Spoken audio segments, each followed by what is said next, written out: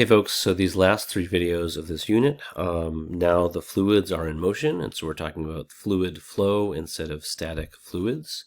We start out with the equation for continuity of flow, which has some background information about fluids themselves and how we will be treating them as ideal fluids.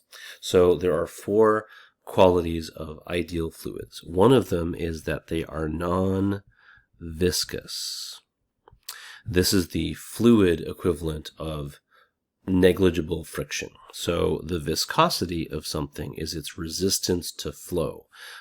So we will assume that all of our fluids have no resistance to flow, which means they have no internal friction.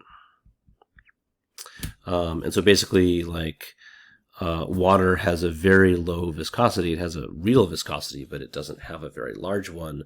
And so that's kind of our best approximation of an ideal fluid.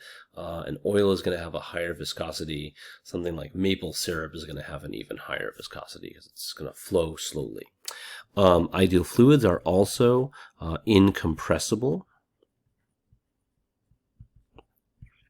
That essentially means that they have constant density. This is a good approximation for liquids, but not a terrible approximation for gases. So we will mostly talk about fluids flowing that are liquids. The third quality of ideal fluids is that they have a steady flow. This is referred to as laminar flow, not turbulent. And that's where the word turbulence comes from, that you might experience on a flight. Basically, laminar flow means essentially all of the fluid is flowing in the same direction. So all of the particles are moving parallel to one another. They're not colliding with one another a lot and causing more complicated motion, whereas turbulent flow does exactly that. There's lots of colliding between particles, and they twist and turn around one another. And the last one is that there is no rotational motion. The overall angular velocity is zero. One of the ways to visualize that is if you put a paddle wheel, think of a water wheel in the middle of the fluid, it wouldn't turn because everything's moving parallel. There's no net torque on any part of the system. Okay, so now that we've gotten that out of the way, we will assume for every problem in this course and in general high school physics that these four things are true.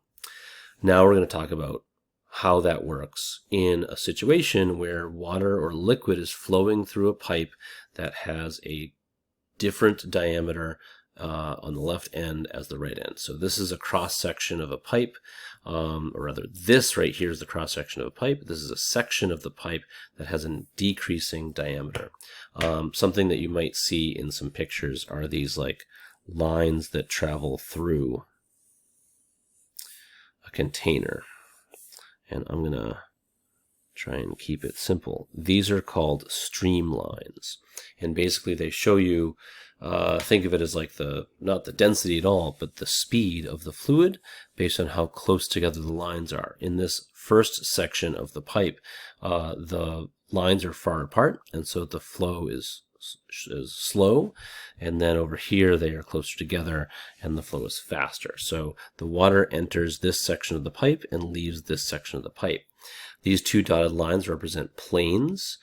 Basically, this is a cylindrical section of pipe, and so this dotted line is really like a flat surface that the water is passing through. Think of it as a gate, but there's actually nothing there. So plane 1 is in the large diameter section, plane 2 is in the small diameter section. And so the idea here is if there is ideal fluid flow, then the mass of fluid traveling across plane 1 in a time delta t is equal to the mass of the fluid traveling across plane 2 in time delta t. That rate of flowing mass is constant no matter what the diameter is. So that's actually the reason why when the water enters this smaller diameter pipe, it has to speed up to keep that mass flow rate the same. I'm going to do a little bit of like work with that. So delta M is what we're going to use for the mass flow rate, delta, or the amount of mass flowing through that plane. So the amount of mass in through the first plane is equal to the amount of mass flowing through the second plane. It happens over the same amount of time. And because of the use of density constantly here, I'm going to expand this to the density in this section of the pipe times the volume traveling through in some amount of time is equal to the density in that second segment times the volume traveling through that second segment over time. This fluid is one fluid, and so it has a constant density. So that means that the volume per time is the same, and we'll get to that at the end. Now, volume is going to be kind of interesting. What I'm going to say is like this plane represents a circular cross-section. So there is an area, and then there is a length of fluid that's going to flow through that plane in a certain amount of time. And then I can do the same thing over here. I'm going to come back to this equation later because this like x over t is really important to note. And so kind of everything that we're going to talk about next comes from this line. Okay, so the mass flow rate is equal to the density of the fluid times the cross-sectional area times the speed of the fluid, and that is going to be constant. The purpose of this is kind of just introduce some variables. So there's two things here that are new. A is referred to as the cross-sectional area. That is usually going to be a circle if we're talking about a pipe, but I suppose it could also be a rectangular solid, or a rectangle. So it's whatever like this shape is where the water is entering the pipe. And then V is the speed or velocity of the fluid itself. And that brings up the most annoying part about this section of the unit is that we have a unit capital V volume and then lowercase v is speed. The other thing I wanted to say is just kind of to prove a point here that this is truly a mass flow rate. The units of density are kilograms per meter cubed. The units of area are meters squared. And then the units for speed are meters per second. And all of those meters end up canceling, and so we get kilograms per second. So it truly is a rate of mass flow. You're probably not going to use that too much in this course, but it's kind of an important idea that the mass flows at a constant rate. The volume also flows at a constant rate. Again, that means that the amount of the volume of fluid passing this plane in 1 second has to be equal to the amount of volume passing this plane in 1 second also. And so this actually has its own variable that is not listed on the equation sheet, but I have seen it pop up in questions. That is Q, stands for volumetric flow rate, and this is equal to cross-sectional area times speed. And that is also constant.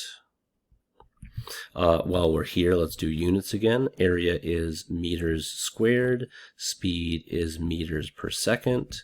The units for volumetric flow rate are meters cubed per second. So volume per second. There is no density because fluids that are ideal are incompressible. So there's that as you saw above, that like rho term cancels out.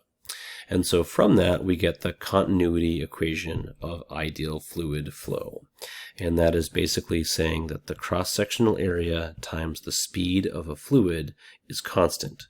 And so if the diameter of a pipe changes, then the velocity, well, why did I write that like that?